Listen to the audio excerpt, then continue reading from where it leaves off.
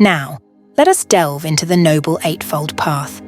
It is like a roadmap for leading a meaningful and fulfilling life. Right understanding. Develop a deep understanding of the Four Noble Truths and the nature of reality. Right intention. Cultivate wholesome intentions of kindness, compassion, and renunciation. Right speech.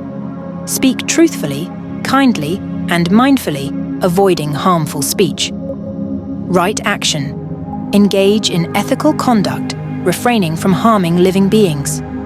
Right livelihood. Earn a living in a way that is honest, ethical, and does not harm others. Right effort. Put forth effort to cultivate wholesome qualities and overcome unwholesome ones. Right mindfulness. Develop mindfulness, awareness, and presence in all aspects of life. Right concentration. Cultivate deep concentration and mental focus through meditation practices.